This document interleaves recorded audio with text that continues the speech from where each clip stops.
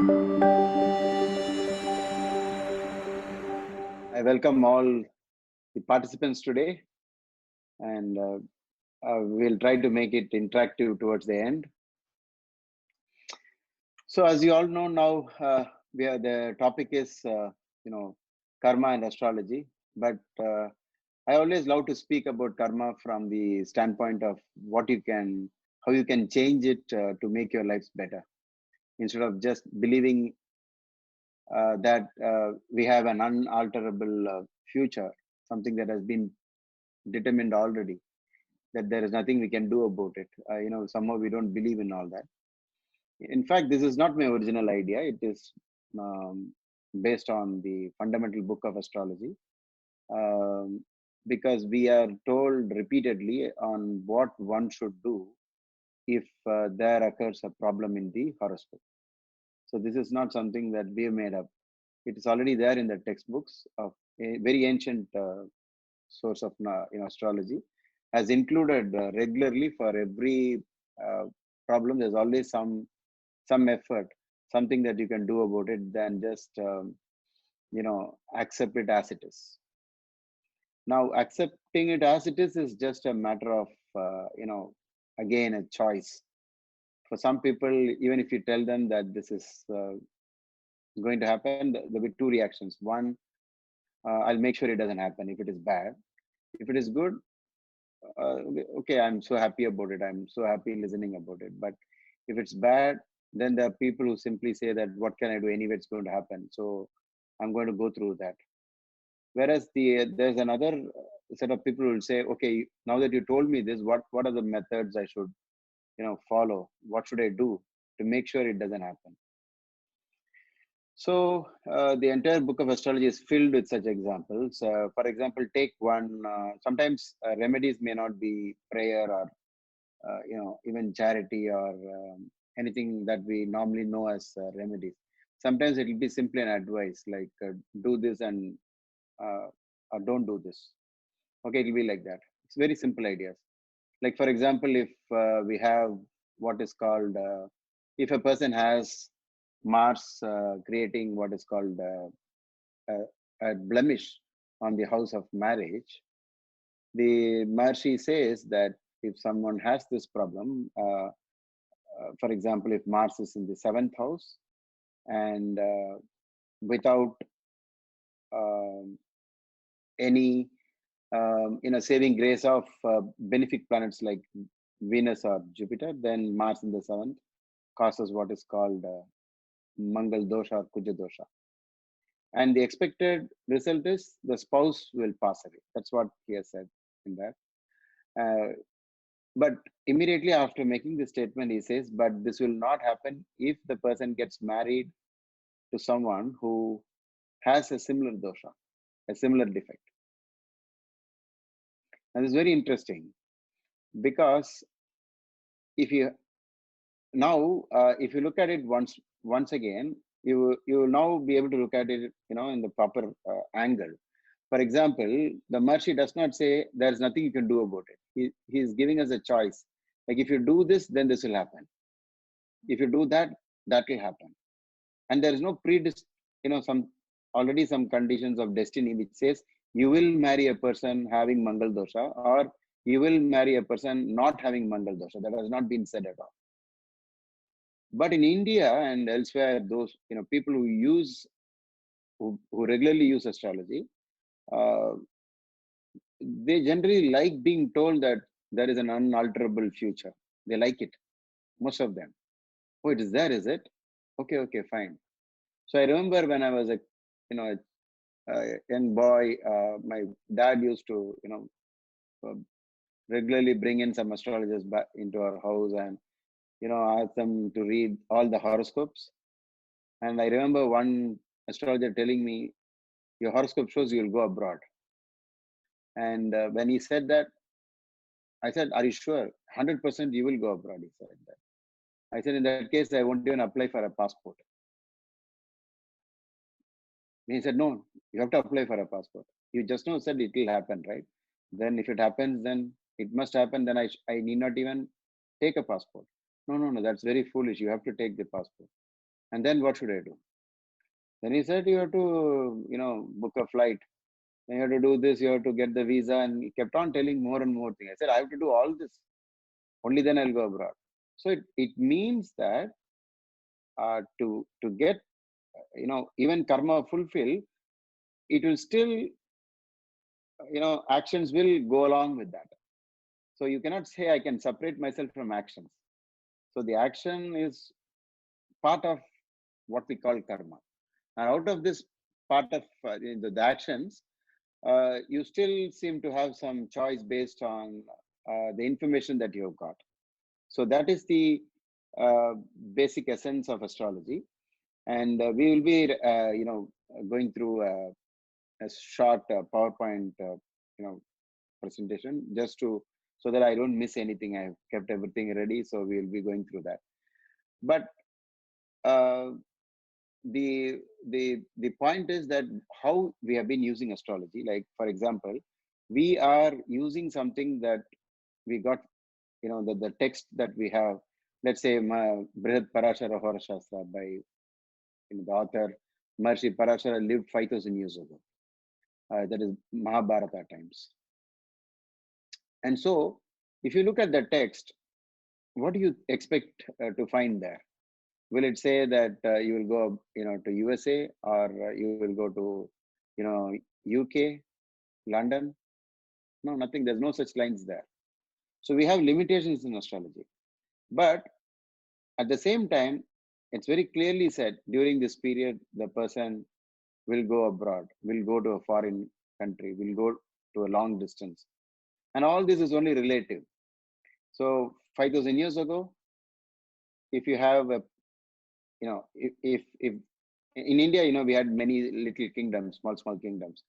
So from one kingdom, they'll go to the neighboring kingdom, and so perhaps may not even come back.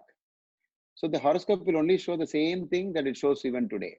The foreign country, the connection to the foreign country, settling in a foreign land. And the timings all remain the same thing. For example, in this Dasha, today, if somebody goes abroad with that same horoscope, 5,000 years ago, the person would have moved elsewhere with the same planetary positions. But it wouldn't be exactly the same. Just imagine, only now we have the flights. So how much distance can they move? It just depends. Because today and in those days, what exactly happens is our experience. What we experience is what the horoscope will always show. So for example, when will I feel I am in a foreign place? That's the criteria. If I'm in India and if I go, maybe I'm right now in Chennai, Tamil Nadu, and suppose I go a little to that side, say Bangalore, I'll still see a lot of people speaking our language. So I really won't feel that foreign. But if I go a little, northwards, I'll suddenly start noticing people are only speaking Hindi, and I can't speak that language fluently. So then I'll start feeling a little the foreign connection. Then let's say I go to maybe uh, London or Germany, I definitely feel quite different. Everything has changed. The food habits have changed and all that. So every time this will only be about how you feel. How much wealth will a person have? How wealthy? 100 years back in India, people used to, those who had, just about a lakh of rupees was considered extremely rich. Today, every other person has that money with them. So what do you expect the horoscope to show is whatever is relevant to that time. When you feel like the king, if you feel like the rich person, that experience will come to you. See, for example, today, the average person, who would be just considered as very normal person, look at the facilities that he has. He has maybe a motorbike that can go at maybe 100 kilometers per hour. Whereas 500 years back, even the king will not have that facility, right? So are you going to say that today this man is superior to the king 500 years back? No. Even at that time, the king is a king. Whatever he wants will still happen. only from relative points of view. So the fact is there are many things that are not possible with astrology, and there are many things impossible for any other science to do. There's no other science that can tell so much about human life. But at the same time, one should not expect that we have answers for every little thing inside, in our horoscope. So I've been always telling the people I met in either public, forums or wherever I meet people, I used to tell them, the science is such a wonderful science that all of you should learn it. And I always say that when you're born, you have a horoscope. So people immediately say, no, I don't have a horoscope. I'll tell them, no, all you need to know is your name. I mean, not even a name is not that important. Your date of birth, time of birth, place of birth. Surely you must have been born on a particular date. You must have been born on a particular time, and then a particular, place.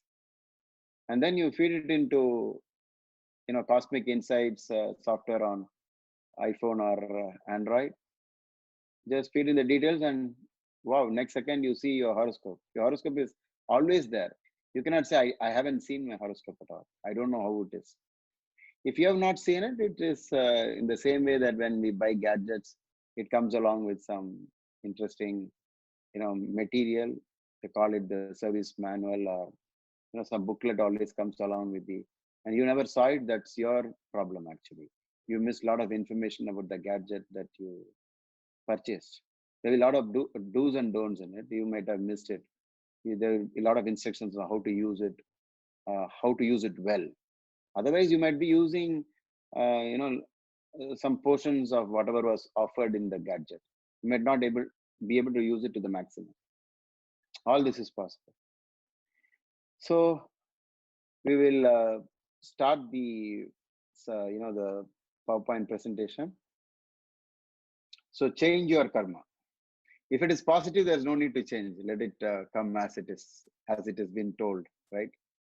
But even if it is positive also, you can make it a lot better, because you know that it is coming. Such a nice period is coming. And if you know the seasons, like when to sow the seeds. If you don't know the seasons, then you might, sow the seeds during the wrong time. So it's okay, the logical basis. Okay, what we meant by logical basis is that see, a lot of people believe in astrology. Sometimes they say, I believe in astrology, but I don't believe in rebirth. There are people who say, I don't believe in God and still believe in astrology. So if you see the Buddha never, spoke about God. He didn't speak about it, but he spoke many times about karma. In fact, Buddhism is based essentially based on theories of karma, rebirth, etc. I like this wonderful quote by Arthur C. Clarke. Okay, he's a science fiction writer, I think. I don't believe in astrology. I'm a Sagittarius. Normally people might say I'm a Sagittarian, but he says I'm a Sagittarius, and we are skeptical. So he's taken a line from Sagittarians, qualities, and he says, I don't believe because we are supposed to be skeptics. Okay. And this is Varamira's statement that there is no better boat than a horoscope to help a man cross the sea of life. And if you may recall that Sri Varamira predicted the death of the prince on a particular date at a particular time by being killed by a wild boar. That was a prediction that he gave to the king, and the king made all arrangements to make sure that such a thing can never happen. The boy was put on maybe some 3 or 4 floors up. I don't know how many floors, but there's no way a boar can anyway get to him. That's what the king said. And but later, at exactly the time that Varamira said the prince will die, he died, but not because of a wild boar, but because of a statue of a wild boar. So the wild boar happened to be the national emblem, and it was on top of a pillar.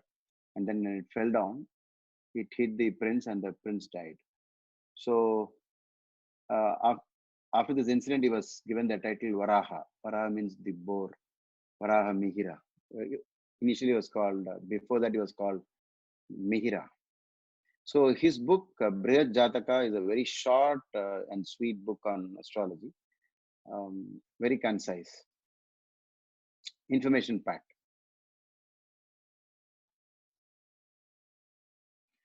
This is just to give you a feeling about how we can relate to astrology by even Prince Sahadeva, the youngest of the Pandavas, was a very good astrologer, and we have evidence that Sri Krishna visited Sahadeva for getting to know about what the stars foretell, and also for fixing the date and time of events.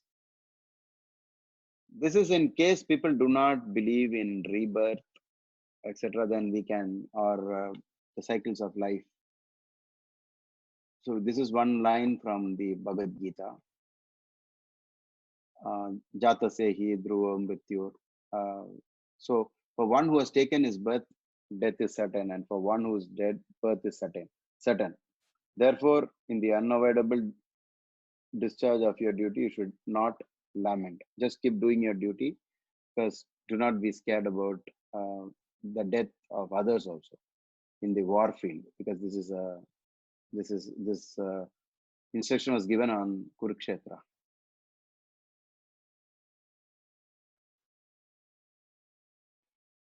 Then a very specific point in Bhagavad Gita where Sri Krishna reminds Arjuna that you and I have taken many births. Oh Arjuna, you have forgotten them while I remember them all. So basically, this is something almost quite similar to what the Buddha later on said.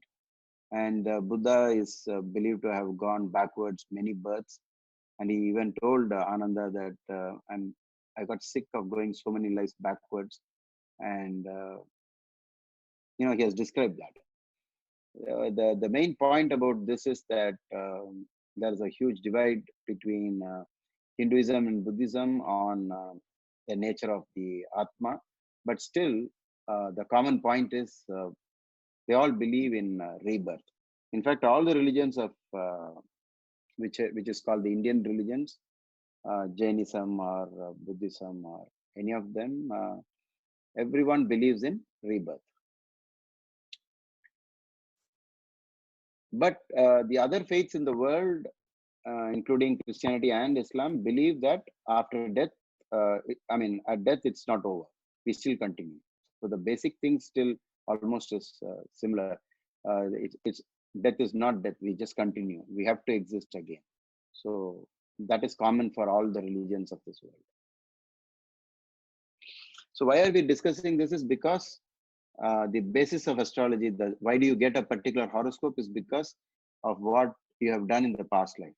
And so you cannot take out a rebirth, karma out of astrology.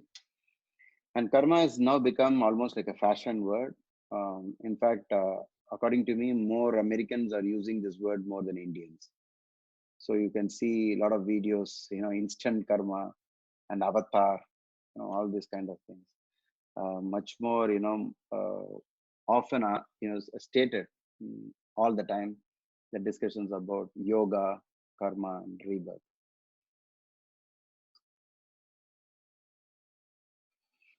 So these are, of course, Buddha spoke so much about rebirth.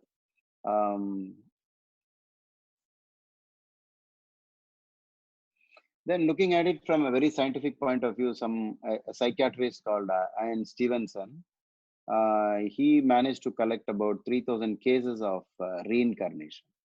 This is probably the first record of scientific evidence of reincarnation. Though later on, Dr. Ian Stevenson did confess that maybe 300 to 400 of the 3,000 cases were not genuine. Okay, so the rest of them, they're all genuine. And so he discussed a great deal about reincarnation, near-death experiences, out-of-body experiences, altered state of consciousness. So all this has been something that Indians are quite familiar with for thousands of years.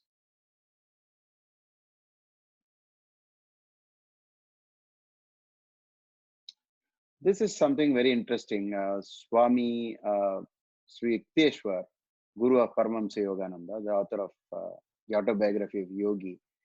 This is something uh, everybody who gets into astrology must know. How do we get the planetary positions in the horoscope? What is the cause? So people normally think that the horoscope actually, I mean, whatever happens in your life is not because of me, it's because the planets are in such and such positions. I'm not responsible. I have done nothing. I am fine. But look at these planets. Why is this planet here? Or why is this planet here? Everything was forced upon me. But let's look at what Sri Yukteswar had to tell. He said a child is born on that day, and at that hour when the celestial rays are in mathematical harmony with one's individual karma.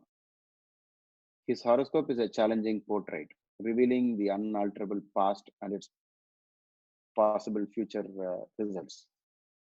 So this is the master and the disciple. And so he goes on to explain this, but it's quite long.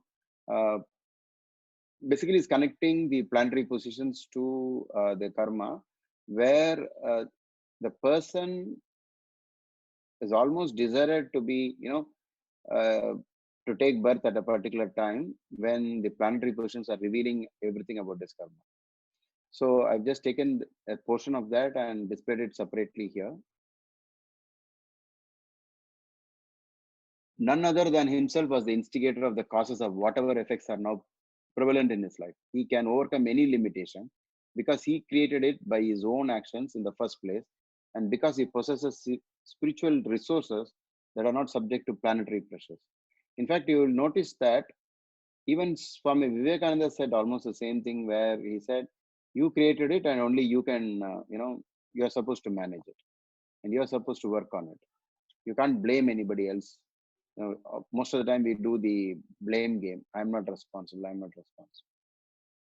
So what horoscope reading can do is it can kind of give you the feeling that yes, I am responsible. If you see some planetary combinations which reveal certain things about you, and those events are happening in your life, then you kind of say, yes, I'm the cause.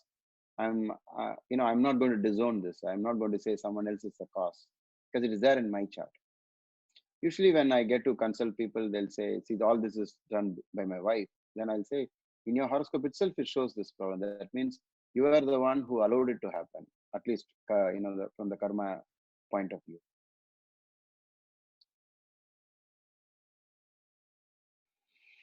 Now this is just to get you introduced into why astrology, or why do we start thinking about all these possibilities. Why can't we just take life without spirituality or without astrology, without God, and just keep living?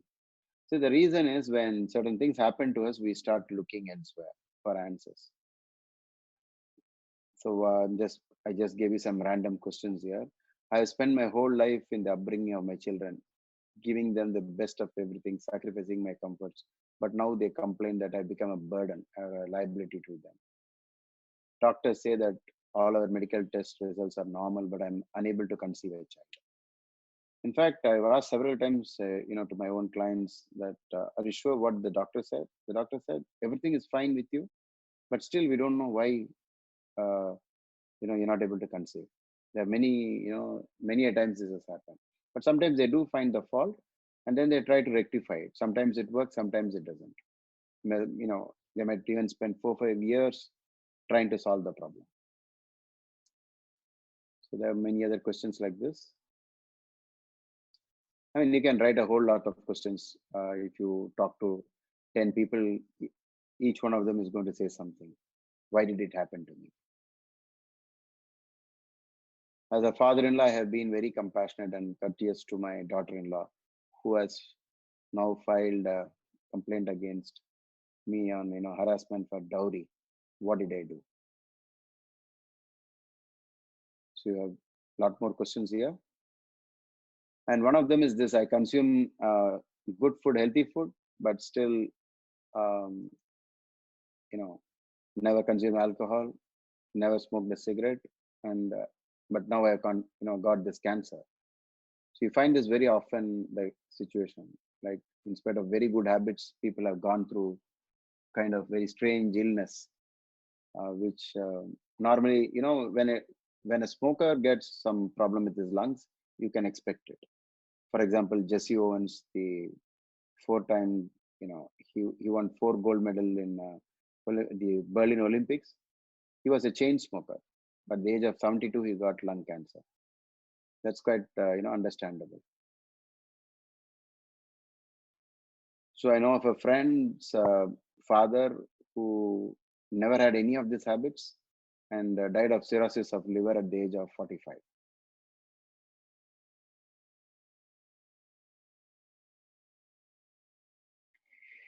So it's very difficult to explain such experiences in our lives. These experiences are not in line with our logics. Is there a reason for such contradictions? Maybe it is due to deeds in the past lives. This is one way of looking at it. Or is there any other way to explain these experiences? Can we say it simply happens? No reason. Just stop investigating. Just randomly happens. All events in life is just an event without any cause. Or straight away, it is a will of God. Or is there a reason at all? So this is a very interesting, sloka from Bhagavad Gita. Chatur Varnyam Maya Srishtam Gunakarma Vibhagasha Tasya Kartaram Apimam Vidya Kartaram Abhyayam. Basically, it's quite difficult to understand what Sri Krishna is trying to say here. He says that the world is, the world of human beings is divided into 4 segments. But later on, people translated this as Brahmin, Kshatriya, Vaishya, and Shudra as something to do with caste in India, casteism. But it turned out that Sri Krishna actually did not mean that. It was types of activities. Like Brahmin means intellectual activities, and Kshatriya means the physical activity like a warrior or an engineer or somebody who has a lot of weapons in his hands. Gadgets and tools maybe, and then we have or what people who are very active physically and less of intellectual. And third category is the commercial, the business people, the people who do all this trading and other things. And the fourth one is the working class. So he said this 4 is always there throughout the world. And so he says, I only created this. I actually made these divisions, but I'm not the reason for it. I'm not the doer. He says, I created it, but I'm not the doer. So what it actually means is, it's like saying, if you created the education system and you created 4 sections, like people who get distinction, 90% of our special students, and then those who failed, who got less than maybe 50 marks or whatever, 40 marks. And then you have a second level and a third and a fourth. So you have 4 divisions. So when the education system makes this, creates this system, when a student falls into any of these categories, the management is saying, I'm not responsible why you came there. So that means Sri Krishna is trying to tell that your karma brought you here. I'm not the one who brought you here. So when he tells this to Krishna, he's saying, I'm not the one who made you the Kshatriya. You came here out of your own karma. So like this, all over the world, we have the Brahmin class, the Kshatriya class, the Vaishya class, and the Shudra class. They are not anything to do with high and low. It is based on the type of activities that you do. It's actually based on that. There's nothing big and small about this. But in India, they made it out like, this is the higher class and this is the lower.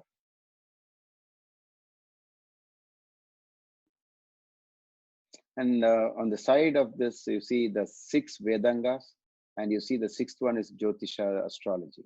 So it's actually part of the Vedas.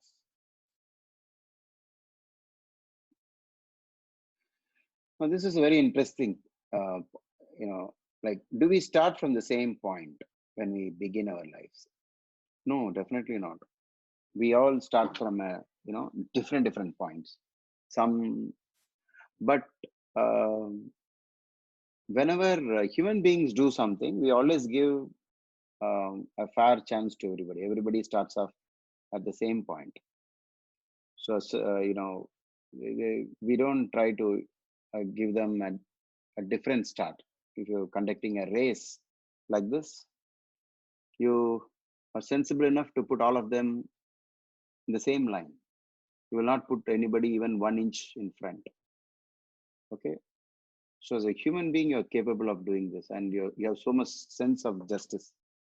So what do we expect our God to be doing? So when we look at the world where a boy born in a slum house, a slum dwelling, he has so much difficulties, or he or she has so much difficulty. Whereas somebody born, a person born in a extremely rich person's family, he has a fantastic start. You find a lot of differences. Some people are born maybe blind, some with a problem in the heart.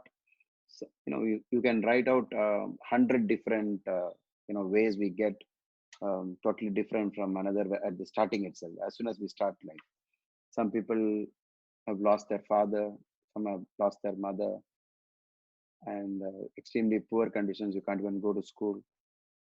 So then we kind of suspect maybe there's no God at all, or maybe God didn't create this.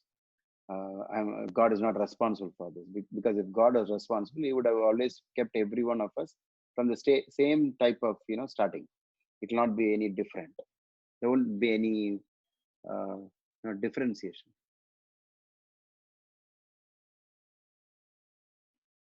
Because even in this race, even if one guy puts the hand 1 inch in the front, again they will restart, or they may disqualify him.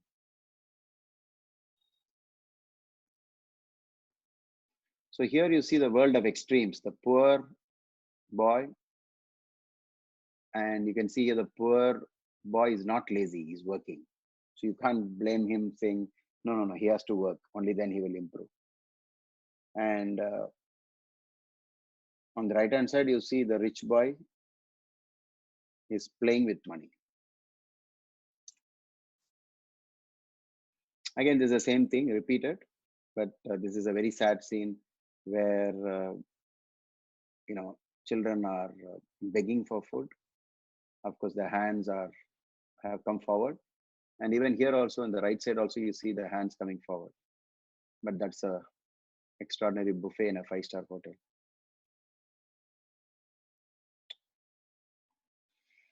So I always like to compare your, the horoscope with your mark sheet. And how do you get this mark sheet is because each time you get out of one life and get into a new life, somehow a certificate is being issued. And I always compare the certificate to your horoscope that got generated as soon as you were born. And if I were to ask you about this person who got 100 out of 100, what did this person do to get this 100 marks? And even without even knowing anything about her, this actually happens to be a person called Ashwati. You're going to say that this child must have been working very hard on maths in the last few years, day and night working on maths, and that's the only way you could have got 100.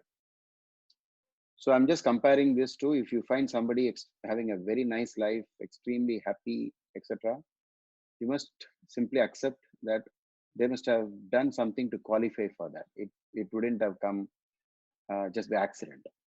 If you say it came by accident, then you should also accept that this student got 100 out of 100 in maths by accident.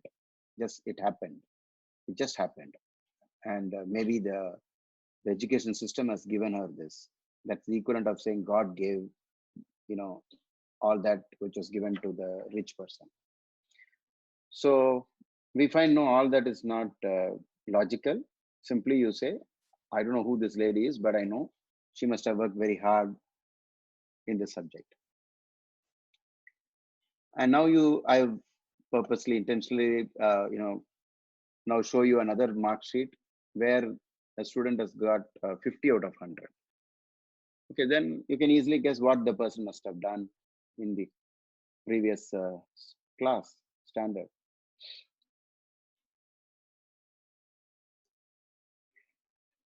This is something I already mentioned, that your horoscope could be comparable to an instruction manual, that every time a gadget is made, definitely it is accompanied by something, some literature. So every time a person is born, and that is an very expensive thing, as a human being, surely it must carry some information. It can't have, come in, I mean, it cannot come into this world without something about, something written about it.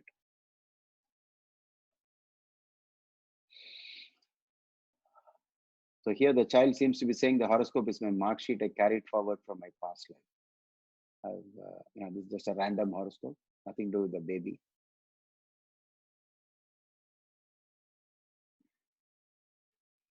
This is the house plan. So I'm just showing you a plan.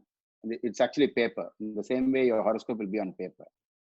And later on, this plan will be, how the building that later on comes up based on this plan. You will see that everything matches the plan. So that is perhaps why, maybe I always used to say this. That's maybe why people call the planets as planets, because it's got a plan. Okay, the plan of your life. This is the horoscope of a very famous South Indian actor, who is Rajnikant. And in this, I've used only the Bhava chart. For those of you who have a little bit introduction into astrology, you know where the oblique line is. That is called the first house, or the ascendant, or the lagna, and you find the number 1 being written there. And you just keep moving forward, house number 2 clockwise, 3, 4, and 5. In 5th house, you see the Sun, Venus, and Mercury in the Bhava chart. Now, the 5th house is house of entertainment. But today it has become cinema. Okay. 1,000 years back, it might definitely not be movies, but it still be some kind of drama, or a performer, an artist, etc. So the 5th house of entertainment has so many of these, entries. You can see Sun, Venus, and Mercury. And of those of you who know what the Sun means, it means the Sun is his ascendant lord. And then you also know that Mercury is the income planet, and Mercury is the profit planet, and Venus is the planet that rules profession. So you find that at one shot, all the planets that rule 1, 2, 3, 10, and 11, 3 is the effort, and he's quite fast. His movements are very fast. He's known for that. And the 3rd house is quick movements. You also find the same thing happening in Michael Jackson's horoscope. So the 3rd house is very active. So the 3rd, the 2nd, the 1st, the 11th, and the 10th, all of them, came together in the 5th house. This is just to give you a brief introduction to the concepts of astrology. And if you look at it, he had a kidney problem, and you see Rahu Ketu on 2-8 axis. Okay, which often is the case whenever Rahu and Ketu are on 2-8 axis. And you find these planets in the 2nd house. Normally, if you have this, you will be a smoker and drink a lot of alcohol. Every little thing which has happened in his life will tally with the rules written 5,000 years ago. Okay. Now, this is a basis for remedies, in case people wonder, like, what is the logic behind the remedies. The remedy is basically, for example, if the 5th house lord is in the 6th house, Maharishi Parashara says 5th is children and 6th is trouble. And so some people do not have children because of, they have this particular condition. And immediately the Maharishi Parashara says, adopt a child. But that adopt a child is when you can't have your own children, and therefore you adopt a child. But adopt a child is also considered as a remedy unto itself. And in many a times we've seen that after the adoption or adoption-like activity, which means they've started going to the orphanage regularly, taking care of children in the orphanage, the next 1 or 2 years, they were blessed with children. So the simple idea in remedies, in fact, using this logic, you can invent your own remedies, is that you find out from your horoscope what is the actual problem. And if it tallies with the, I mean, find out what is the combination that is indicating the trouble that you're going through. So that kind of, it's a confirmation test. Okay, you're going through this experience and you're seeing it in the horoscope as well. And if those two happened, those two tallied, then you start creating a remedy out of that problem itself. So in this polio vaccine, poliomyelitis vaccine, um, what this vaccine is actually made out of, using the polio virus itself. So most of the vaccines will be, made out of the disease itself. So what we are trying to say is you can find the solution in the problem itself. So in some cases, the problem will force the person to do the remedy, but that's not a smart way of handling life.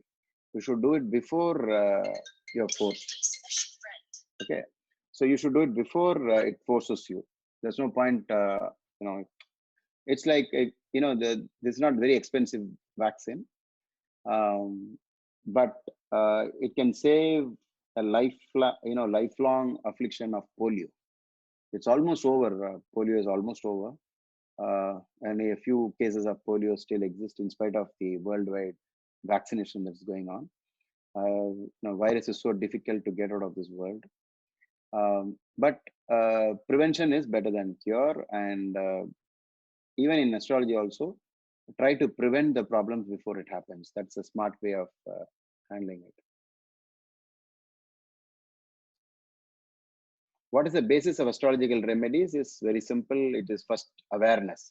You should know what is indicated. It's like going for a medical lab report and you know what's happening. You have uric acid.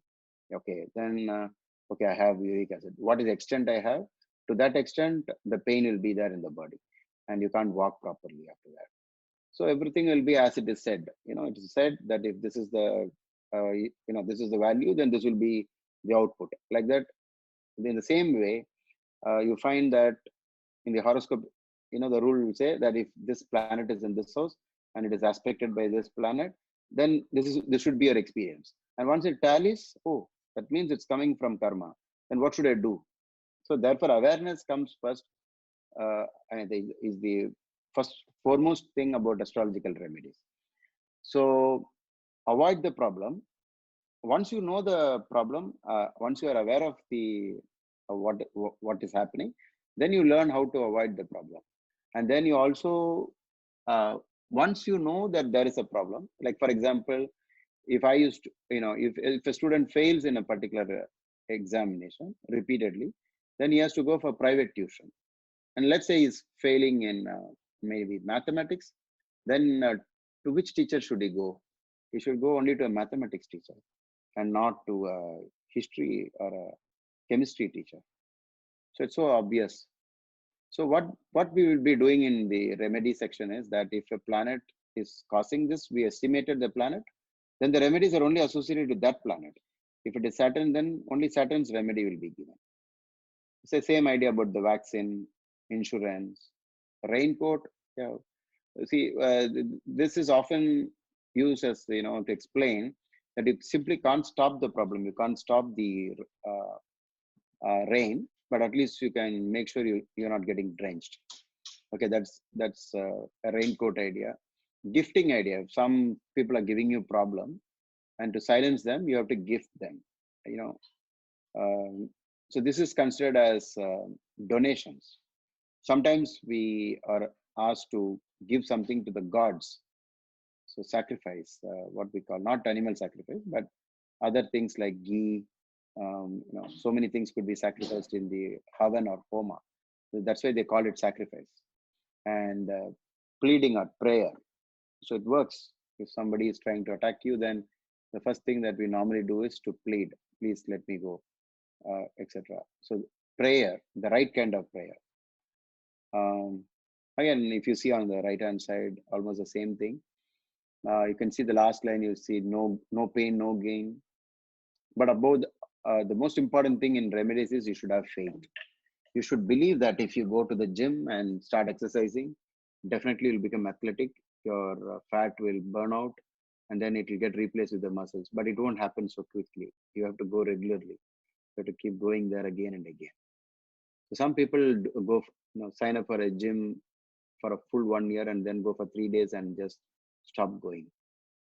Fasting also helps. So, so these are simple ideas.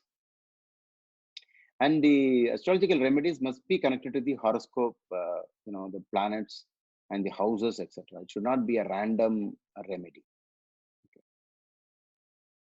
Now, I always use this to, to explain to people that there's something called the Desha Kala Patra. Sorry, I don't know how to go back. Yeah. If the 10th Lord is in the 9th house, one born of royal family will become a king, whereas an ordinary native will be equal to a king. So you understand that one combination does not make a person to be born as a king.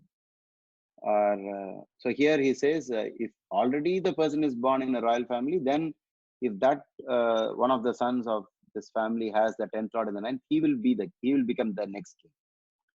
But for ordinary people, if they have 10th Lord in the 9th, they will still rise in life. They will feel like a king from whatever point they started life.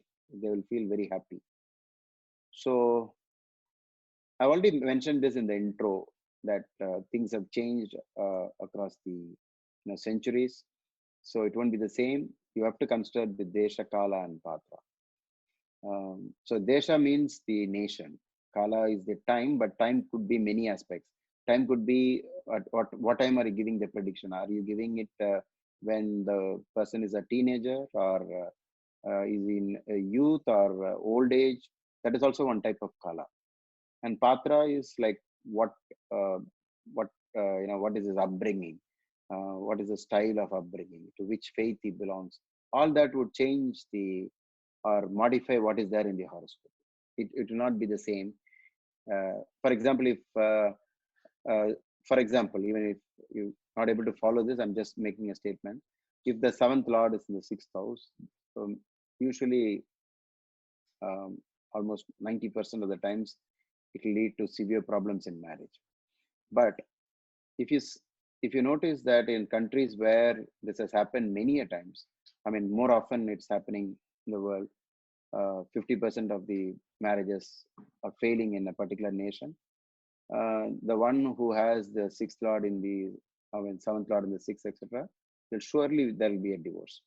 But in India, it may not work that way, because they would still, there would be a lot of fight in the family, but they will not go in for divorce. They'll just manage to live like that without a divorce. So you can't expect the same results. That's what we are trying to say.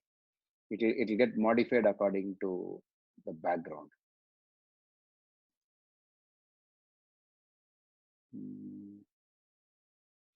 It's a very interesting thing. If you see here in the ascendant, you see Mars and Venus. Okay, just to prove a point. So then you have Jupiter aspecting. Okay, we'll skip this because there's so much astrology involved in this.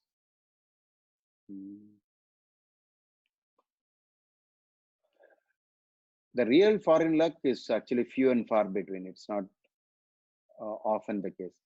But what is called the exile yoga is more often the case for why people go abroad. And there's easy way to find out these patterns in the horoscope. Do you go to foreign countries to get only the extraordinary good results, or you're going to go there to face a lot of series of anxious situations? Some go because of the dasha effect. Dasha means planetary period, just 3 years, 4 years, and after that the dasha bhukti, dasha antardasha is over, then they come back. And most people never work abroad. Okay, so all this is matter of fate and your horoscope. It's not just that you wanted to go abroad, you went. It's definitely part of karma. So people have a lot of luck in their motherland. They'll never step out of their country. Anyone who can, actually what I meant to say in the next line is anyone can go abroad. All you need is a passport, visa and ticket. But you cannot buy the luck in any foreign country. And in case you've gone to a foreign country based on exile yoga, then you're requested to do the remedies to give a better experience in a foreign country. And you'll also see in the sloka, the afflictions to the 12th house is what most of the time gives the exile dosha. Whenever malefics are connected, bad planets are connected, it means the sin of the past life. The sin of the past life always connects to the bad planets, or what we call papa grahas, krura grahas in the horoscope.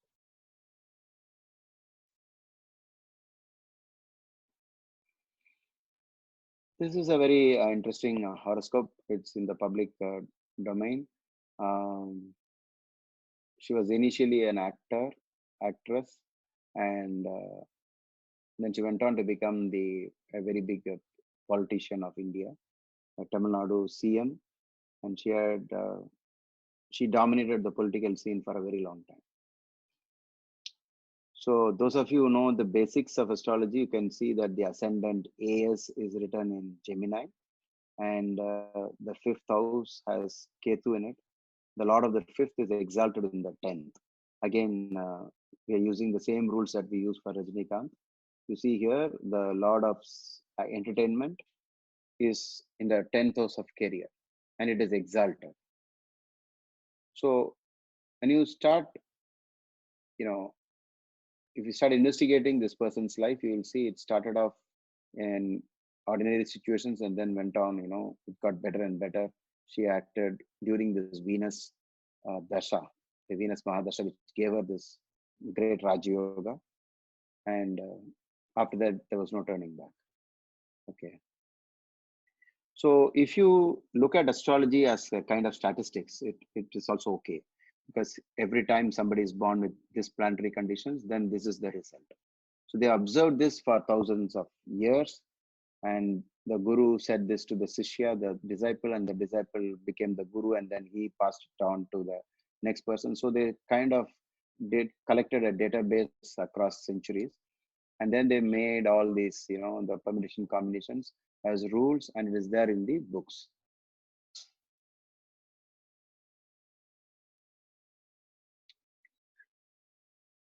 Okay, here a very important question that whenever people lose their jobs, they always ask me, when they come as a client, they ask me, I'm going to start a business. And I tell them, even without astrology, I'll tell you that the number of business owners or entrepreneurs or those who run their own business, there'll be very fewer in terms of the population. So we think it's about 25% of the world, and 75% of the population will always be employed. If you ask me how do we find this is, if there's a businessman and he has at least 4 people working for him, at least. Okay, so it should be sometimes even less than 25%.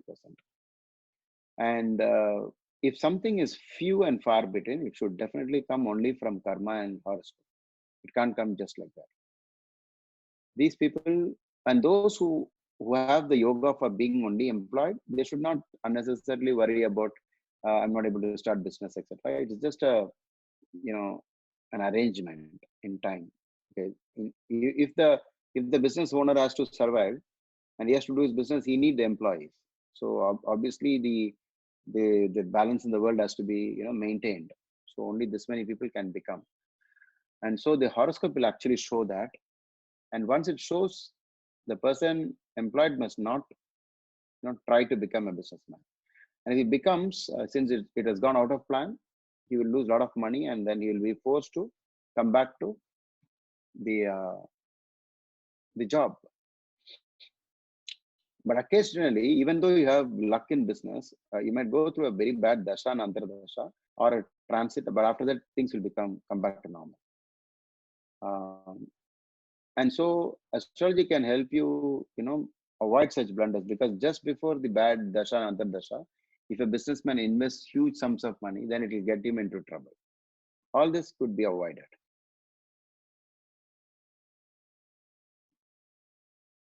Medical is a very important aspect of astrology, the medical astrology. Normally, when you go to a doctor, they'll tell you, you should have come earlier. but then there's no way to know what's happening inside our body until the pain has come or until the symptoms have arisen. So only a horoscope. If you know the medical astrology very well, even as soon as a child is born, we can easily understand what are the kind of diseases that the person will most probably be subjected to. So I'm just giving you some examples here.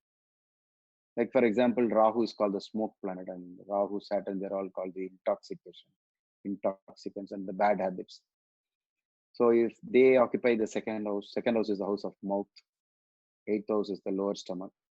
So between the 2 and 8 axis, then danger to health may be due to smoking or drinking. And then we also, will, after making the statement, that if the client tells us that, no, I'm drinking a lot and I'm smoking a lot, then I'll tell them, you better stop doing before the doctor will force you to stop, because eventually it will catch up. But if you think this is a very general statement, like, oh, who doesn't know that smoking and drinking is bad? No, it's not like that.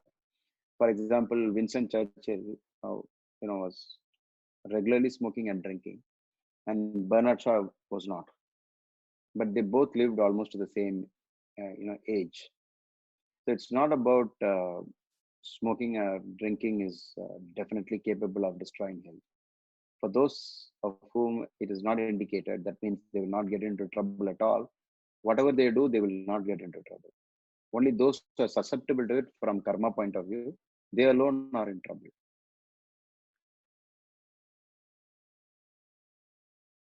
This is about troubled marriage, and what you can do about it. One method is try and do horoscope matching, and also select an auspicious time for marriage. But for all that, again, what we said is awareness of the problem before the problem has happened. So that is very important. But oftentimes we find that after the problem has started, and when the problem has come to a very, a point of no return, then they go and meet the astrologer, and the astrologer simply says the same thing that they know. Instead of that, what one can do is they can, it's a responsibility of every individual to know what kind of situations can happen, good times, bad times. Don't marry during this time.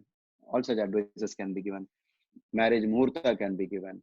And if you see Cosmic Insights, the app which you can download on the phone, it will give you very good, it's got tools to find out which is a good date and time for events.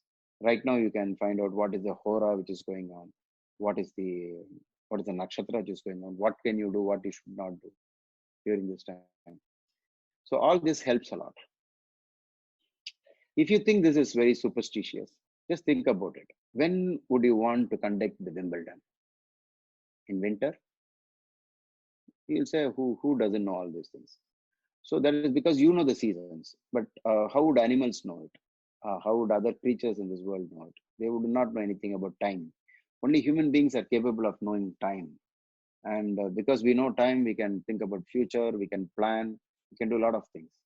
And this is the basis of astrology and muhurta and the study of astrology in connection with astronomy also.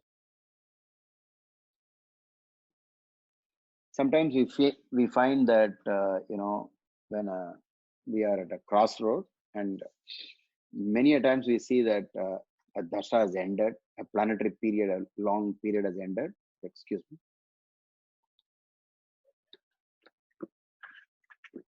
And a new one is about to begin. During such periods, you will notice that there will be a lot of tension in the mind. You don't know how to proceed. And exactly tallying with this, you will also see that certain things happen in office or in business that you get confused. At least during such times, one should go to the, go to an astrologer and try to read the horoscope. So I'm just giving an example. Mahadasha means major planetary period, like Rahu Mahadasha, Saturn Mahadasha. Again, this is an example of what astrology can do. It actually, don't expect an astrologer to come along with you and give you wonderful, extraordinary solutions so that you don't have to do any work at all. You have to drive. You have to go on the road. There's nobody else who can help you in this. You only have to go. I mean, the work is yours, and even the fruits are yours. So what an astrologer can do is can only put up the road signs on your road. And the road is your Dasha and Antardasha, the planetary periods. And the environment is the transit of planets. So while you drive on the road, you'll notice that it has become daytime, then it became night, and then it is drizzling or heavy rain and storm. All this is environment. Sometimes the road is bad, the environment is also bad. And together, it's bad. Then you have the vehicle itself is having a problem. And when we say when the vehicle is bad, your own horoscope has a lot of problems that has to be rectified.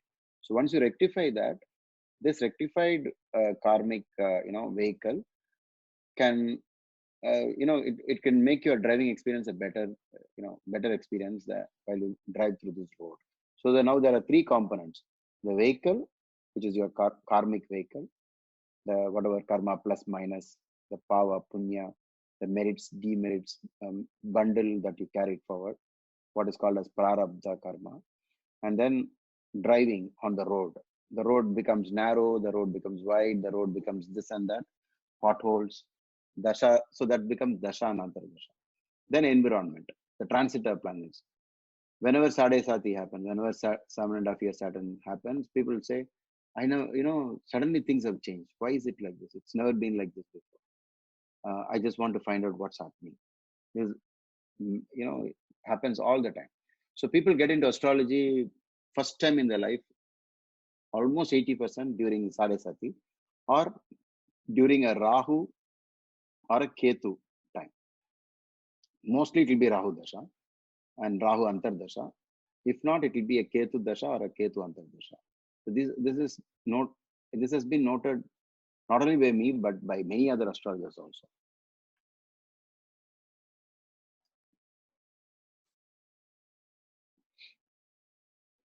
Now, this is just to give an example of what is the approach of astrology. Like, for example, the Maharishi Parashara in his book BPHS, that is Parashara Horoshastra, 5,000 years ago, said if Saturn is the lord of the second house or the 7th house in your horoscope, and you're going through this period, then there is a possibility of great danger to life.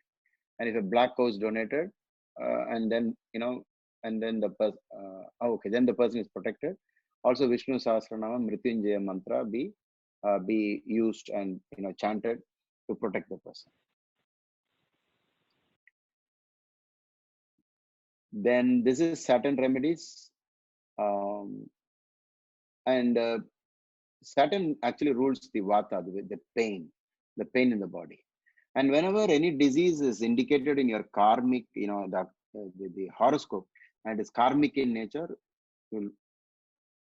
it's better to know that doctors cannot do much to change that. It will not be cured.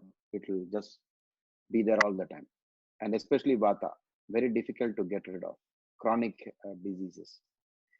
But before you reach 45, you should have given a lot of, help to the physically challenged, the helpless people, extremely old and old age homes. Because Saturn is an old planet, old age, old and death is connected to Saturn. Dying people, bent with age. And in your horoscope, if you find that Saturn is afflicting the third house, the first or the 7th house, then surely you will be a vata type of, you will be subjected to the diseases of vata. And the main point about vata is it's a pain and imbalance and dizziness.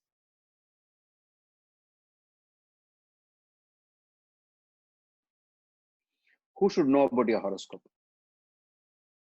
The answer is the astrologer. So who should know about your horoscope? It's you. And that's the message that I want to give it to you today. And so you should always try to learn astrology, at least for knowing about your own horoscope. Some of the time you will find that the astrologer did not tell you certain things because it became very subject. He became, he was emotional and he didn't want to tell you certain things. Maybe you're already down in emotions and then he didn't want to make it worse. There's so many things that can happen at the point where the consultation happens. But if you know the basics of astrology, then you can definitely, be an advantage. In fact, even you can ask the astrologer, is it not been mentioned in the classical textbook that if this planet is here, then this is the result? Okay, it's always better to know.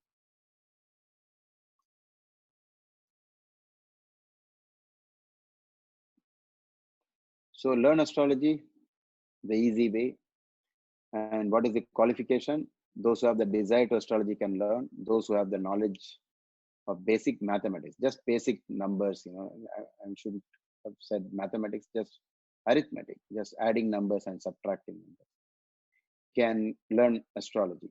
Those who know a language, obviously it has to be learned only in a language. So it's as simple as that. Those who have an internet connection can learn astrology online. Those who have a passion for astrology can become an astrologer. Those who have found a guru to teach astrology can learn it.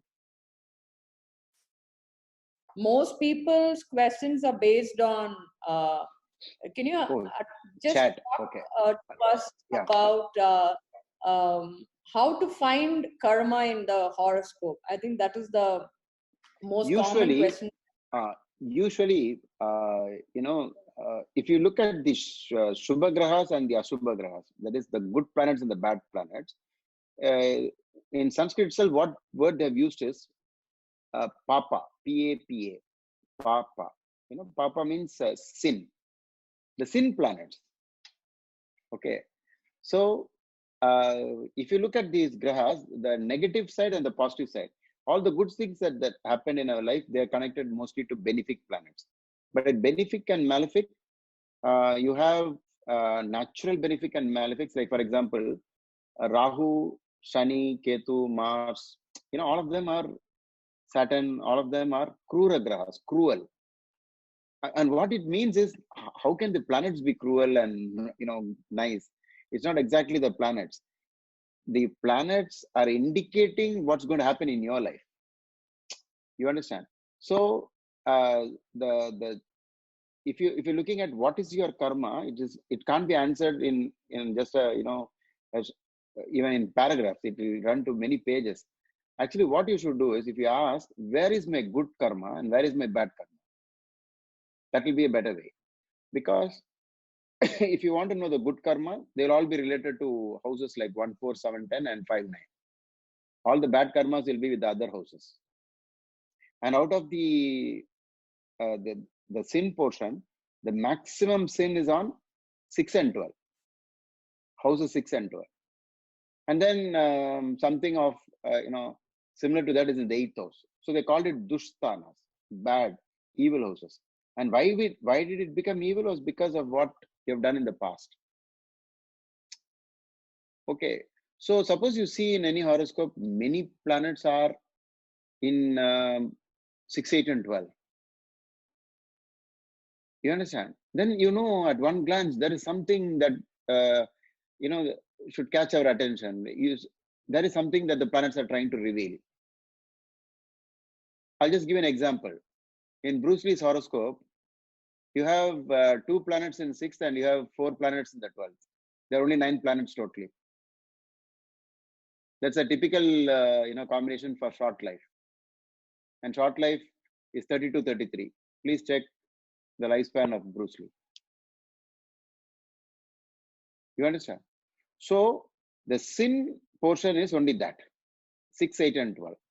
But the positive karma would be, if you ask the exact meaning of karma, karma means purpose of your life. Or people will ask me, what is my purpose of life? Your purpose of life is your work itself. But normally it is assumed as spiritual purpose. Because the moment they get into astrology and some spiritual connection, they always think becoming an enlightened soul is the purpose of the life. And Arjuna had asked this question to Sri Krishna, saying, can I run away from here and become enlightened? He said, then who's going to fight this war? Which means karma means your livelihood. And that is your purpose of life. So each one has a job to do. Doctors should do this, engineers should do this, astrologers should do that, and everything has been allotted, this much space for this type of profession. So if you have a planet in the 10th house, it is usually an indicator that that is your profession. Then you have the basic things about what in Jaimini Sutras we call as Amatya Karaka. Atma Karaka is slightly different. Atma Karaka is something else, but Amatya is more likely to be connected to the your career.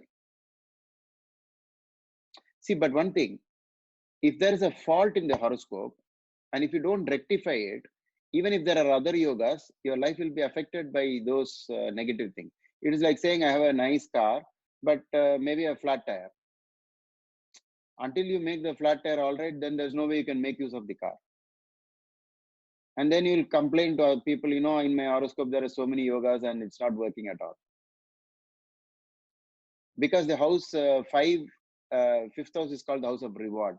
And if your reward house lord has gone to, say, let's say 6, 8, and 12 and afflicted by malefics, then you won't be rewarded on time. It's because you have done so many things in the past and all the good is going into the account. It's like I have a huge loan in the bank, and whatever money I earn, where is the money going? It goes for the repayment of that loan. And in India, I don't know elsewhere how it is. From the bank itself, directly it will go to the loan. The arrangement is like that. So it never even appear in your bank statement. So people don't understand, what is this? I've been doing so much of work and I'm not being rewarded. Yeah. Sorry, sir. Sorry to interrupt. In this regard, like I remember one of the remedy that you shared, sir, about putting some coins in the box for the 12th house remedy. So if you can tell, because I think like that's one of the most precious things and so practical and simple, but so profound. Can you talk about that, sir? See, for example, if a businessman does, a good turnover and then there is profit, then he has to pay income tax. And then the person evades tax. And when the punishment comes, they won't just let you go off if you pay the amount due. There'll be huge fines, right? Because you try to cheat upon this. So the logic here is, anyway, the system will take the money away from you, no matter what you do. If not now, later. So what you should do is that if you have many planets in the 12th house, the system says, we are going to collect the money from you. And in this, you should say, no, you don't collect it. I will give it to you. I'm coming. So you have to have one box in the house and, donation box, and every day put money inside and pray to the universe, or if you believe in God, then say, God, whatever I've done in the past of not repaying, please accept this towards that. That's why we have this Tirupati where the hundi collects so much of money. It's because the Lord there says, give me your money, It's actually, he's not going to take the money and leave, go to some other place. All the money there is only there, or it only goes back to the human beings. So we took the money from human beings, and therefore the money will only go back to the human beings. So the idea is, anything in your horoscope, fulfill it yourself wherever possible. If the 5th house affliction will force you to adopt a child, then you better go up front and say, no, I want to take care of children. So the dropping the money is kind of a confession type. You now realized what you've done, and then you want to give, because the sin is usually by grabbing, by taking things from others. So the opposite of that is giving. So if you go through the remedies, it will always be give. In this Upanishads, this lines, Isha Vasyam Idam Sarvam, Yat Kincha Jagatyam Jagat. The last one will be Magrida Kasya Svidhanam. That is, don't see, the initial lines is talking about the greatness of this God, that God is everywhere. Isha means God. Everywhere, there's no space without him. It looks like a spiritual lecture. And then suddenly in the last line, out of nowhere, a line comes saying, don't take other people's wealth. Which means the fundamental sin is only because we have taken. And so the reversal will be, okay, I understand that I'm not going to, I'm going to start my day in the morning by giving. And once that box is filled, you will have to go and give it somewhere. You can't keep it in the house. That will be like savings then. Because all the time you can't go to temples. And so the story is that Venkateshwara, Sri Venkateshwara of Tirupati, he himself got into a loan problem. And to pay the loan, the people are helping him, it seems. The Lord of the universe is in debts. It's actually not the Lord. We are all part of God. So we are in debts. So the system is trying to get it back from us. So you always say, I will give it to you. See, in Vata, there is so much of pain. And what do we do with it? We take painkillers. And you ask the doctors, they'll tell you painkillers will make it worse. Some part of your body will be suffering. They're just buying you time. And why did this pain come? You inflicted pain on others in the past life when you are very strong and very powerful. And now the pain is coming from inside, not from outside. So the bottom line would be calm, be quiet, love your neighbor. If somebody hits you on this cheek, show him the other cheek. Jesus Christ, the message. You should think about it. So it is very important that we look into the horoscope and find how many planets have got afflicted, like how many times, like first lord got afflicted, second lord got afflicted, third lord, fourth lord, almost, maximum number of, how many of our houses get afflicted, that much of burden the person is carrying in this life. Okay. But if it is too much, the person will not even be having the basic opportunity to even read their chart. The system won't even give them a chance. And so how will that happen? They will not believe astrology. They will not have maybe intention. They wouldn't even know that such things exist if they have to go through some problem. All that can happen. So there are some small ideas like this, keeping a hundi. And then I said, okay, if you want to increase your faith on it, I said, put this sticker of Tirupati so that you'll remember that this is Tirupati hundi. Because you need, all this. The matter of faith is so important. If you connect it to faith, you do it very well. Somehow you have to bring God into this. And whatever remedies that we are doing, suppose you say, if you go to a motivational lecturer, what will he say? Come on, become this. You can become this. Then everybody shouts, yes, I'm also going to become successful. This is a chanting. People are not understanding. Every time it is only a chanting. When Muhammad Ali kept on saying, I'm the greatest, he is uttering a mantra. So if you have, so what you do is, by telling the mantra again and again, you try to develop that energy around you and gain confidence. Yes, I'm going to do it. But in this, there are two types. One is, the first remedy is not doing certain things.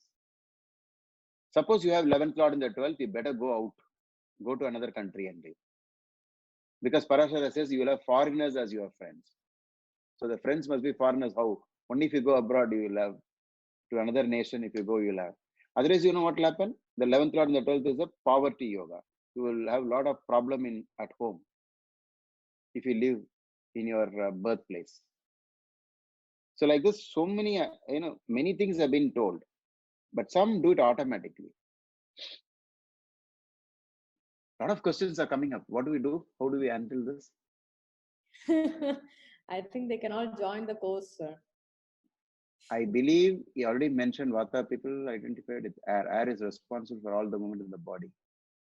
Donating something. Oh, no. If it is Vata, it is not ordinary donations. Vata, is Saturn based, and Saturn means physically challenged. Because Saturn himself is physically challenged. He is lame on his left leg. So whenever you are afflicted by Saturn, only the left side will get injured. The left side will get into trouble. You understand? The left leg, the left knee, usually it will be the knee. Because the objective of Saturn is to slow you down. Where are you going? Wait, I'll slow you down. You understand? So Saturn is doing that. And Saturn in the Kala Purusha rules the knee point and the shin point. If you put, Aries as the head and bend the human body up to Pisces, 1, 2, 3, 4, 5, 6, 7, 8, like that. The knee and the shin, the portion between the knee and the ankle comes under the 11th house of Saturn. So they, in India, what they've done is to aid memory, they've created a lot of stories also. If you want to know what Rahu and Ketu is, they told you that Rahu and Ketu jumped the queue from the, the Rakshasa, the demon queue, and came into the queue of the gods. What does it mean? It means Rahu Ketu are jumping people. And so what is virus? You don't have to read any book. You can straight away say virus is Rahu and Ketu, especially Rahu. Because it jumped from an animal. Otherwise, so long it is only with the animal. Anything that crosses the point of, this is the limit and this is the border, don't cross. So just crossed. So what you should do is look at planets in 6, 8, and 12. Find out the planet is the owner of which house. And that is where the problem is. And start working on it as early as possible. So in a virus time, only those people who have the 5th house weak are most probably more vulnerable than others, because this is a lung problem, and lungs are ruled by the 4th and the 5th house. So for people who have 4th and 5th afflicted, they can get, they may get into trouble. But then the horoscope should indicate a bad time for something to happen during this period. So though we are all worried about it, it can't happen to everybody. It can only happen according to, if there's a permission in the individual horoscope, otherwise it will not happen, even though there is a pandemic going on. No, lung is not the 3rd house. Actual lung is the 5th house. The chest portion is the 4th house. And the 3rd house is the neck.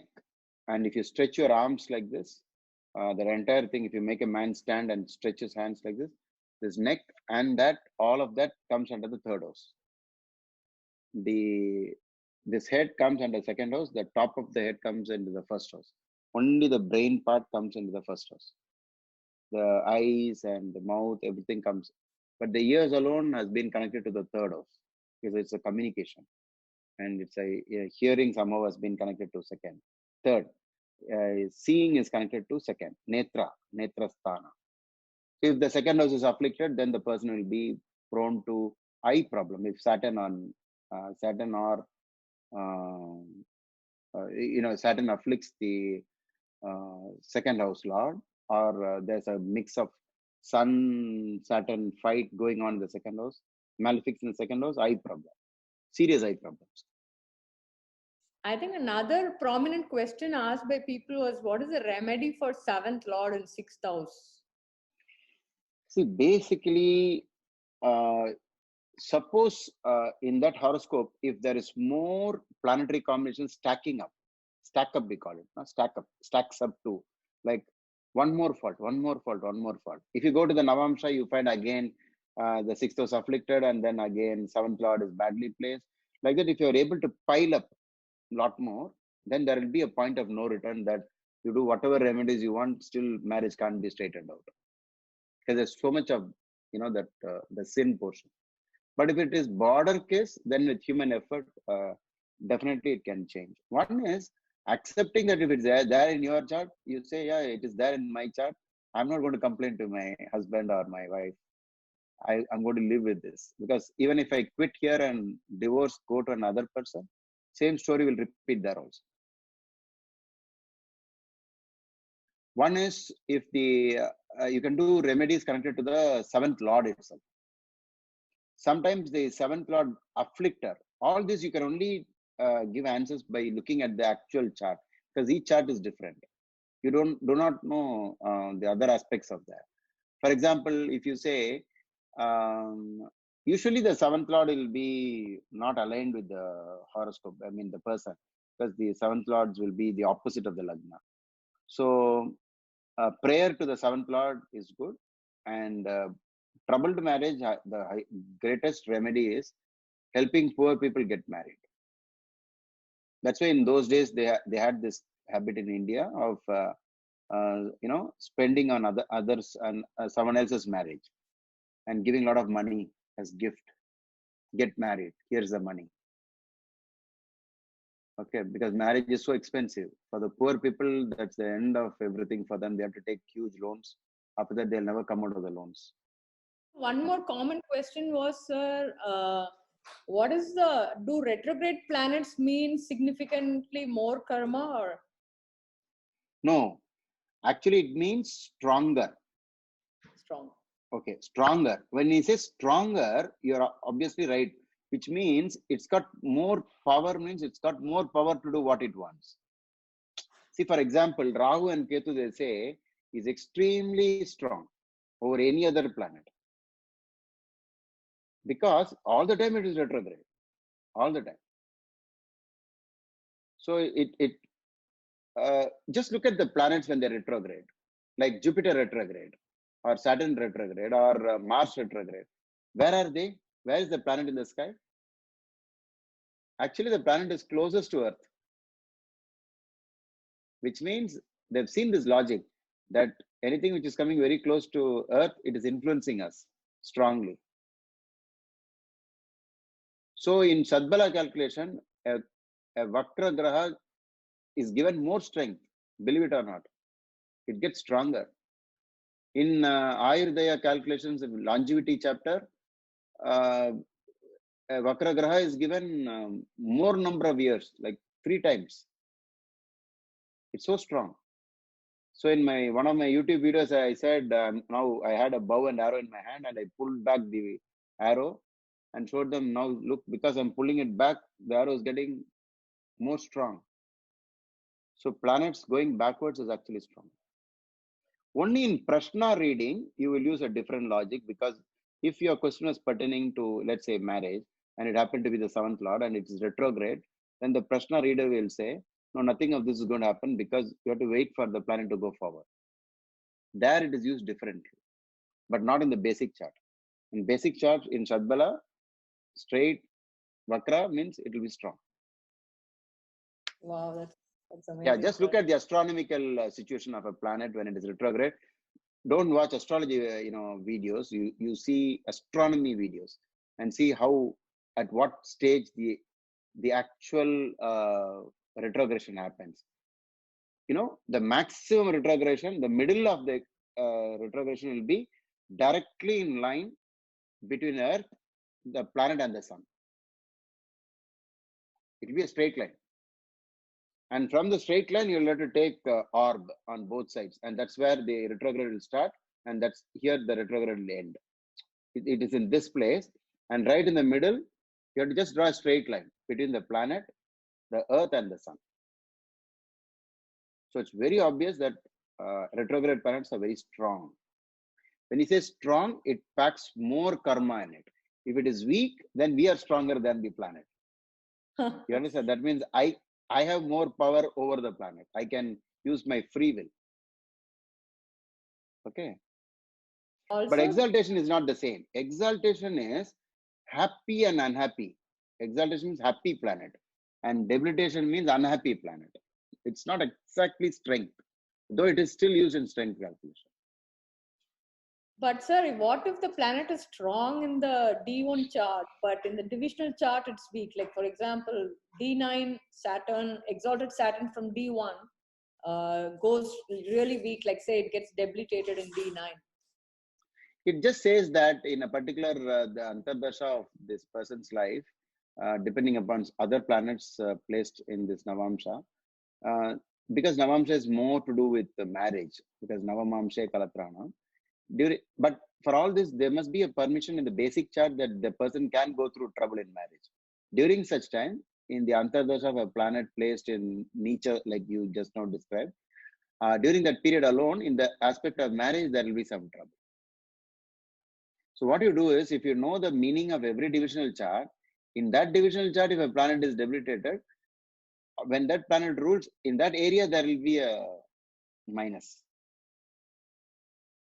but not. So how much weightage to give? Always give more and more weightage to Rashi and Bhava and Dasha Bhukti combination.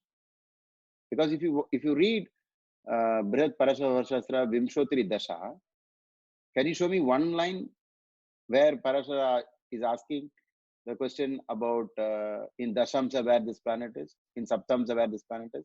No. But Navamsa alone he uses. Out of all the divisional chart, here and there he uses Navamsa, which means Navamsa need not be just marriage. It can be more than marriage. It can be a higher, a dimension of that planet. So if a planet is exalted, so for example, a planet is in the same place in Rashi, and then in Navamsa also same place, it is called Vargotama. Then you have Pushkara, Navamsa, so many things. And you don't see all this in other divisional charts. The Vargotama planets, if they're benefic, they'll be more benefic. And if they're malefic, could they become more malefic also? Exactly. Once you ascertained that it is bad in the Rashi chart and the planet is refusing to move from that place, it means I want to show you that I'm really bad. You understand? I'm not moving out of this place. I want to stress I'm that bad. People always thought Vargotama means good. Even Parivartana, they thought always good. Parivartana between good lords is good, with bad lords is bad. Because you use common sense. If two people exchange their cars and they're both enemies to each other, both will be banging the car everywhere. But if it is friends, they will be wiping the car and saying, "This is my friend's car. I better keep it." So a parivartana between good houses, the planets will get better. In fact, I showed you. I wanted to show you. I mean, I did show you Indira Gandhi's horoscope, where there are 3 sets of parivartana. But one set is the political planets. So depending upon that, it will give you plus and minus. The moon Saturn parivartana caused her the yoga of becoming a widow on 1/7 axis. I didn't have enough time to talk about it. So if I go to a doctor, before that I go to a lab and take a blood report and something, I must know a little bit of it, right? It's always great to know that. I can read from my blood report, it says something about eosinophilia or something about this or that, and it's better that you know. So please, learn the basics at least to know what is being discussed.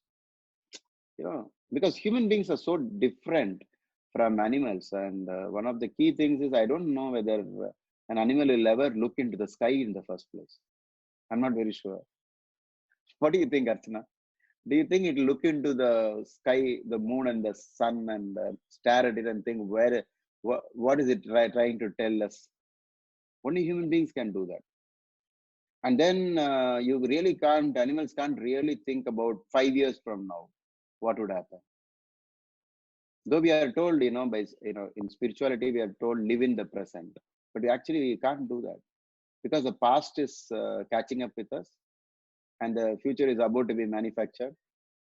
So, I mean, even if you don't want to live in the present, we are always living in the present only. But what the spiritual people mean when they say don't just live in the present is people get too worried about the past. I mean, scared about what has happened, and also get too worried about the future. So for such people, they said live in the present, don't worry. But in reality, astrology is all about knowing the past, the present, and the future.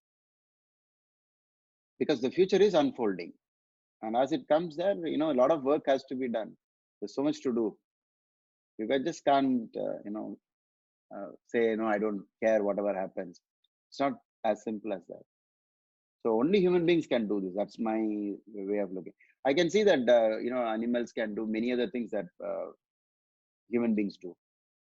If you tame a lion, it becomes so friendly. It's almost like a human being. Like, a lion can be tamed. I saw some 5 lions rolling around with that Kevin on YouTube. I can't understand how that could be done. But the lions are so friendly. But even then, I feel that the lion can't think about 5 years from now what will happen. Okay. So it's only for human beings. And the timeline is already given in your horoscope. Unlike in palmistry, experts in palmistry, the palmistry call them, uh, they will notice only the smaller and the fainter lines, and they are the lines of prediction. And those lines will appear only when you're reaching the point. Just 3 months before the event only it will show. It won't show 10 years before, except the major line, some cut is there, then it will indicate at the age of 72, a good palmist can actually pinpoint the events. But timeline, very easy, nothing, like you can be very objective in astrology. Like, okay, I know 9th house, 10th house. Just buy a book and start reading. Whereas if you read palmistry, it will say the line going little down, little up, how much up and how much down. You can't understand that at all. It's so vague. Whereas numbers, so easy to count. Can't you count houses in horoscope? 1, 2, 3, 4, 5. It's straight there, right? So no arguments about it. It's very this could be used as a bridge to spirituality also, because spirituality is far superior to astrology. Because this astrology is still in the level of Maya and what eventually will not last. But as long as the dream goes on, you can't wake up from the dream. So the dream is as good as it is, So astrology will be useful to people until they get to a point where it no longer, they don't care about whether you'll buy a house or whether you get married, whether you have children or not. Only at that point you can start, pushing aside astrology. Until then, it's a very good tool to become a better human being. You understand that no, I've been many lives before, and I'm going to be born again. As I'm living now, I'm going to be born in future. I'll be living again. I'll have to go back to school in the next birth. So that gives us a kind of responsibility. So you must, become a nice person. So all these things will only be prayer. And if you see, it's almost like psychology also. In some slokas, it will say, if the Lagna Lord is in the 12th, the person will be angry. And then parallel to that, loss of wealth. And out of anger, you say, I quit the job and I lost my income. So all this very beautifully, it has arranged itself. You think about meditation. In meditation, what do? I know you're used to all this. So in meditation, you sit without moving. Patience. And once you meditate and have, you've proven that you have patience, you can do a lot of things. Because that means, what is Saturn's negative side? Impatience. Saturn's positive side is patience. So Saturn is also called the renunciation planet, and Saturn is called the worst things in the world. It's called Pravrajya, and it's also called Daridra, and it is called Dukkha Karaka. It's called all kinds of Karakas. All bad things.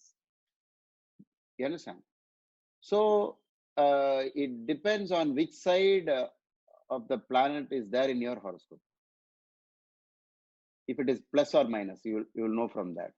If it is positive, if Saturn is positive in anyone's horoscope, you will see that the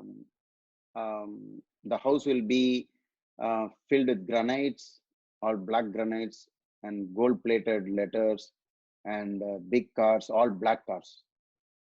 If Saturn is well placed, and if Saturn is badly placed, I mean, they will be like, dirty, and they find it very difficult to live. Again, the black will come to them in a different way. They need to wash their hands. So much of black in their hands. The same planet, Saturn, the black planet. Sir, is there any difference between 6, 8, and 12, the intensity of karmas? You talked about the 6, 8, 12 houses. So somebody asked in the chat whether there's any considerable difference between these 3 types of karma. Yeah. Sorry, I got interrupted. Somebody asked in the chat, is there any difference between the 6th, 8th, and 12th house related karmas? Okay. Actually, 6th would mean more disease, deaths, and enemies. They are very active. Okay. The 12th house is the result of these things. It will be in the 12th, but they're in the same axis. That's why I told you 612 is one axis, but 8 is separate. Because in 8, you also find inheritance, you find lottery, you find the keyword for 8 is sudden. And in sudden, we have both good and bad also. Suddenly, I won a lottery. No, one shot it happened. Only this moment I didn't, and this next moment I won. So death is like that, 8th house. But 6th and 12th house is actively getting into debts and then fighting with the debts and fighting with their enemies and fighting with disease. But if doctors have 6 and 12 planets, it has to be read very carefully. Totally opposite. Because if doctors have this combination, they will be very good doctors and they'll be very successful. And they will go on to even own hospitals. Because throughout their life, they will, maybe they earn money, but still they'll be struggling by taking care of other people's health problems. So if you give in to the planet kind of spares you. I mean, the house.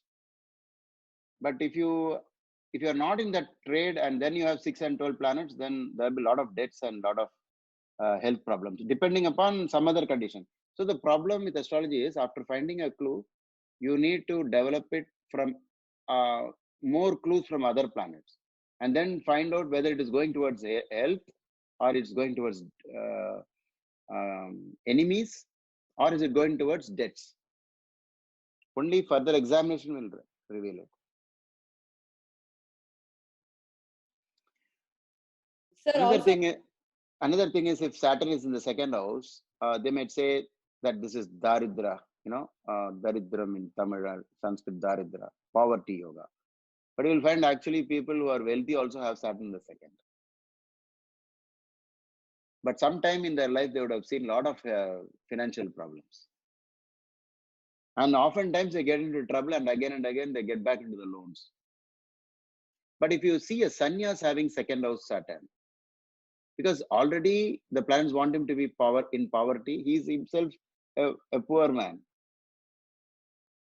So Kanchi, the eldest person we know as, what we call the Mahaperiyava, he had Saturn in the 2nd. So you can't say is poverty yoga for him, because he himself embraced it.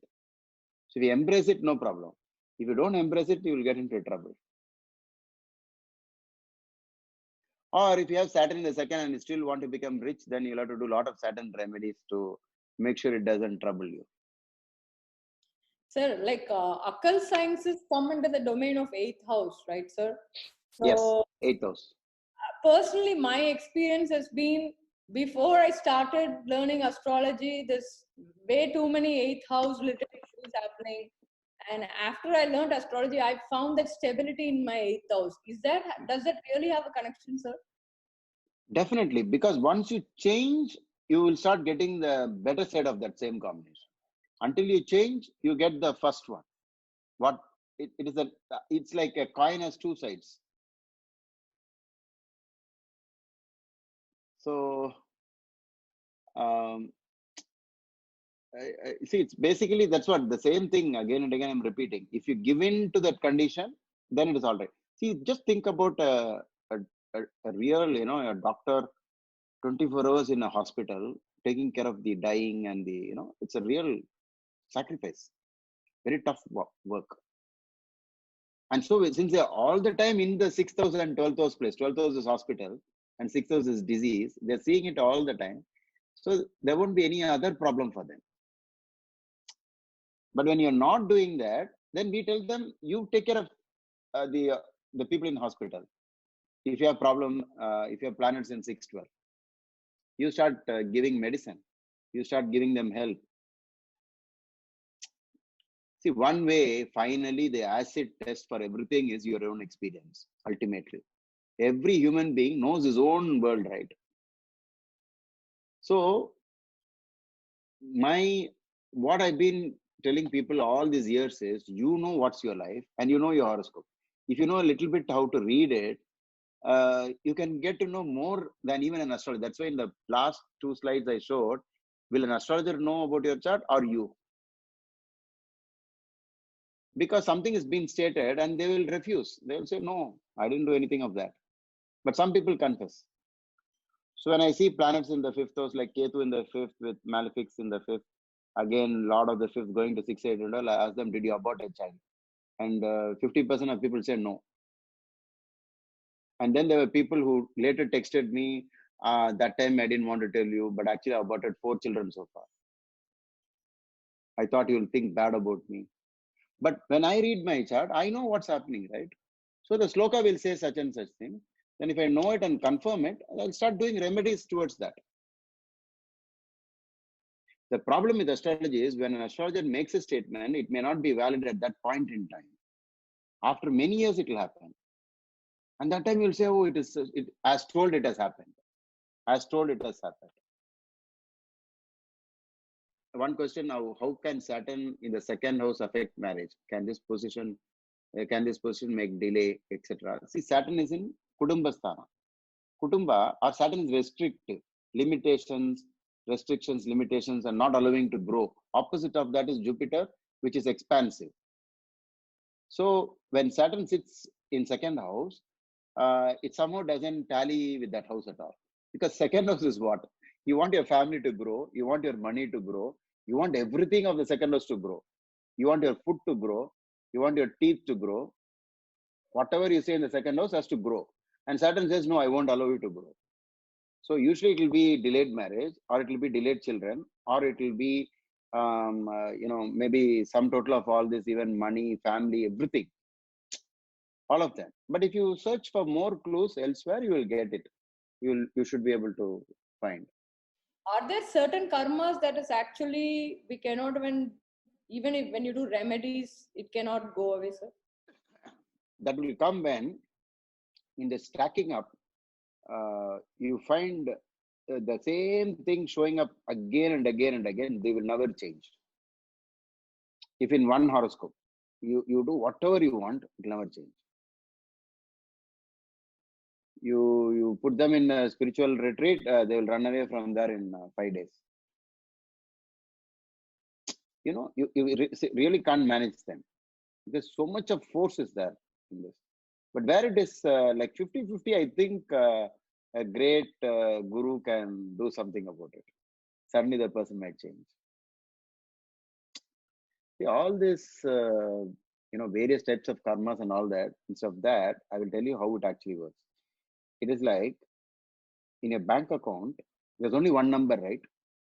At any given point in time. You take money, it reduces, and then when you put money, it adds. So when you do good thing in this life, actually every time you do a good thing, your karma actually goes in for a change. It's not that it is definitely not changing. It will change, but the change won't be noticeable. There's not enough time for you to see a noticeable effect. The damages are so high. And I have started using this cosmic insights for a year, and I found it so useful because I'm not carrying my laptop everywhere. And suddenly, I find it, just all I have to do is just cosmic insights and click and open it, and I get everything there. And you've done a tremendous work. This is something that I used to dream of in my earlier days of astrology. I wish this was there. I wish this was there. Because, when I meet people outside, they ask me a question. I can use instant prashna method of reading, we can get these clues immediately. I'm very confident. I can get in my mind, I know yesterday was this, and by evening the star should have changed. How do I know all that? And then, just feed in the daytime and place of birth, then everything so beautifully done. I really love it in terms of, it's adjusted to your place. That's also very interesting. Then you have this Murta divisions. A lot of people are involved in this, I think, right? Not one, maybe a large team is working on this. Interesting. I think every student, I mean, should be having this cosmic insights on their phone. Okay. So there are a lot of things in this. See, for example, somebody asked about nakshatra, devatas, and deities. See, if you go to this this Wikipedia and type exaltation Wikipedia, then you will get that Jupiter is exalted in 15 degrees. Okay, 15 degrees of Cancer. But Indians, we say only it is 5 degrees Cancer. So if you do all this research with nakshatra, the deities, you will come to know about why particular degrees can match with exaltations also. Every star has a dharma, artha, kama, moksha portion, because every star has 4 padas, and the first pada is always dharma, the next is artha, and then is kama, and then is moksha. So like this, we have lots of details. The more you know about the planets, the zodiac, the rashis, the how much ever you can know, that much better it gets. Yeah, it's very interesting. If you say Arudra, then what is Arudra? Arudra is Rudra. Rudra means angry. So this virus came and the Rahu entered that place. Very angry with what we are doing. Okay. So then somebody asked, can effect of husband's disease affect wife also? The husband and wife, they start sharing their karma because it's like 2 circles meeting. It's like an Venn diagram, but they won't meet completely. You'll have one portion here, and that portion gets shared by both. So even without astrology, you can say if a husband develops a disease, he can transmit it to the wife during physical union. That's a shared portion of the 2 circles meeting. But in Sri Jataka, Parashara very clearly states that when you get married, the karma will start mixing. But it doesn't say the same thing about children. Or from your parents, something coming to you, or from you going to the children. If any of you have Saturn, Rahu in the 9th, then the golden remedy is read your scriptures.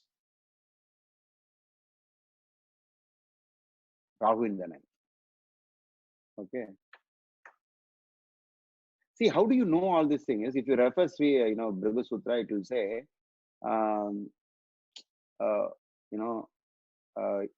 the person is some word used for adharma.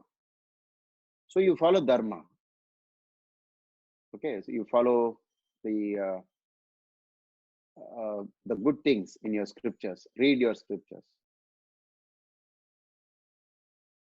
So whatever is predicted there, whatever is stated there, you could use it as a remedy stated. If sun in the 9th, it will say the person will be a worshipper of sun god. But are you sure about this? Most people won't be, right? That means what? It is not a prediction, it is a suggestion. You better start worshipping the sun. Because sun in the 9th separately is a problem with father, but not with gods. People think once the 9th house is afflicted, the entire 9th house is gone. It's not so. But when Rahu sits in the 9th house, it will kind of, suppress the God energy in your life. And so you will have to search and go towards God. Whatever is lacking, you try to get it back. If you don't have this vitamin, you try to get that vitamin. Shortage of vitamin D, then you try to take the capsule. Okay.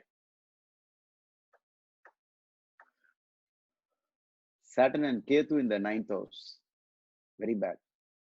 A lot of pariharas to be done. Because if one planet sits and gives a result, it is somewhat manageable. If one more person joins, it will get really troublesome. And if you want to know what is the difference between 1 and 2, all you have to do is wrestle with your friend, only one friend, and see how much what is possible and what is not possible. Now try wrestling with two people. It will be impossible unless you are an expert in martial arts. So 2, 3 will be unmanageable affliction. So don't take 2 planet conjunction, 2 people joining together and afflicting a house lightly. It is one of the most important message in any horoscope. If 2 people do it, okay. Try arm wrestling with one person and then ask one more person to be on the opposite side. 2 hands pressing against your one hand, and see how difficult it is. Definitely. Guys, please come and hang out with this great Jyotish Guru. You know, I know the basics of astrology, but I'm still going to attend each and every session of his just to hang out, because each word that Dilip ji utters is like pearls of wisdom. There's so much meaning, and this is something that we unfortunately don't get in books. So come join us. And sir, thank you so much. I look forward to seeing you soon in the courses, sir. Thank you a lot. Thank you, everyone.